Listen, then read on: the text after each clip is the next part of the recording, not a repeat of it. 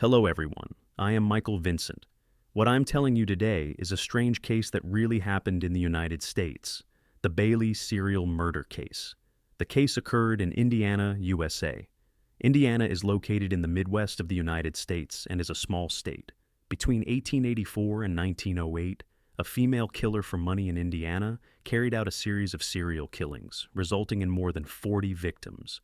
This even includes her two husbands and her own children. She is called the Black Widow and is also known as one of America's most profligate serial killers. However, just when the police were preparing to investigate her, a bizarre fire broke out, and the body of a woman was found. About whether she really died in the fire or used the fire to escape by chance, there are different opinions. More than 100 years later, this matter is still an unsolved mystery. So, what exactly happened that year? What was the truth behind that accidental fire? Now let's travel back to 1908 and review the details of the case. The morning of April 28, 1908, was just a normal day for the people of LaPorte, Indiana. Everyone was working in the fields when suddenly someone saw a farm in the distance burning with a raging fire. People immediately rushed to the scene to rescue, but because the fire was too strong, by the time they arrived, the farm had almost burned down. Villagers expressed that the owner of this place was Bailey Guinness, a widow who raised 3 children alone, 9-year-old Motel, 5-year-old Phillips, and 2-year-old Lucy. Firefighters subsequently launched a search and rescue operation, but unfortunately, no one was rescued. Among the ruins of the fire, the charred remains of 4 bodies were found. One of the bodies was that of an adult woman, but the strange thing was that the female corpse had no head. The other 3 bodies were the remains of children, which were quickly confirmed to be the 3 children Bailey had raised. As for the headless female corpse, the police couldn't confirm her identity at the time due to the lack of DNA technology. However, the police found a denture frame belonging to Bailey and a mandible necklace next to the female body. Based on these clues, the police confirmed that the headless female corpse was Bailey. Later, when investigating the cause of the fire, the police accidentally discovered that a few months ago, a missing case of a man named Seven Bridges was also discovered here. After the death of Bailey's last husband, the farm she ran alone became too busy, so she posted a marriage notice in the newspaper. This attracted a lot of people, including a man named Andrew. In that era, there were no telephones, so they relied on letters to communicate. But later, Andrew mysteriously disappeared. His brother Az looked through his brother's address and discovered letters exchanged between him and Bailey. From the letters, it was clear that Andrew and Bailey had fallen in love, and the words were very ambiguous. In the letter, Bailey repeatedly asked Andrew to take all his belongings and go to her. Then Andrew disappeared. It seemed that Andrew had indeed gone to Bailey. So, Az found Bailey's farm to ask about his brother's whereabouts, but Bailey said Andrew didn't come to the farm to look for her. Shortly after, Az left the farm. He felt something was wrong and was ready to report the case to the police. But unexpectedly, a fire broke out at the farm shortly after he left. After the police learned about this situation, they carried out a detailed investigation of the fire scene and discovered that the fire was indeed suspicious. After visiting the surrounding residents, the police got another clue. Neighbors told the police that Bailey was not a good woman. She had lost 2 husbands in succession, and several of her children had also died. It was likely her, and she might have started the fire. The news shocked the police. This fire burned her 3 children to death. The police then launched a meticulous investigation into Bailey's past, and this investigation suddenly revealed a chilling story.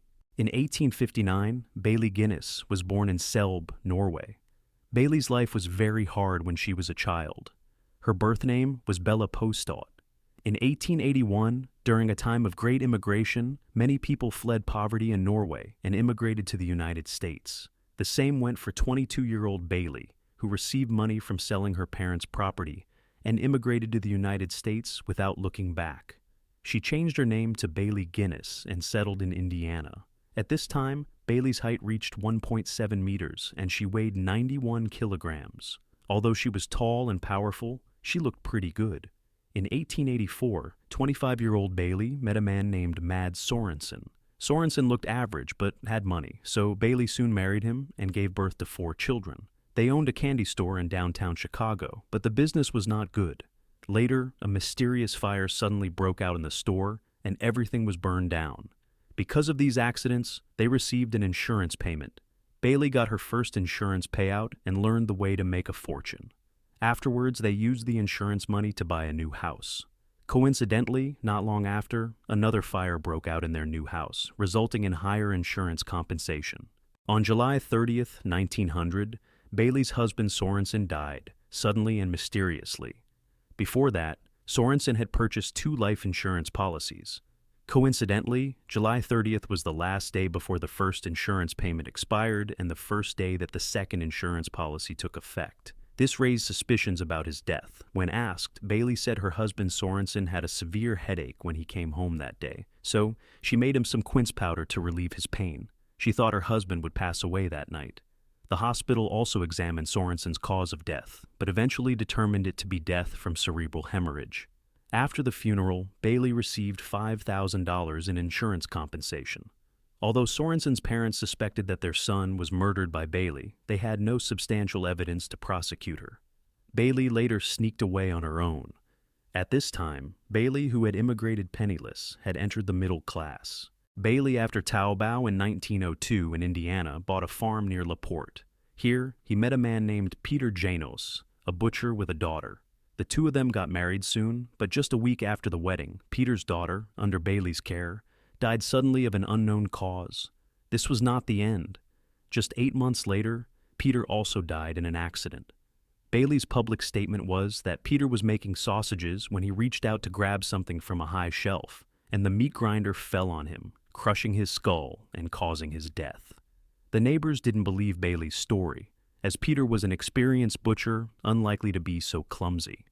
The medical examiner believed Peter had symptoms of poisoning, but no further evidence was found, and Bailey was fine in the end, receiving Peter's life insurance money of $3,000. His wealth continued to grow, and his desire for money became stronger. In 1907, Bailey placed matrimonial advertisements in the marriage section of a Norwegian newspaper in the Midwest, attracting many bachelors, including Andrew, who then disappeared. A fire was later discovered, and after investigating Bailey's background, the police found him very suspicious, resorting to insurance fraud and even killing his second husband and children. The police thought of the phrase headless female corpse as the body was not burned, but only the head was missing. They speculated that Bailey used other people's corpses to complete his escape plan. Unfortunately, without DNA technology at the time, the deceased could not be identified. The police raided Bailey's farm and found a soft pit containing a yellow hemp bag with a stench, holding 2 hands, 2 feet, and a head, identified as Andrew's.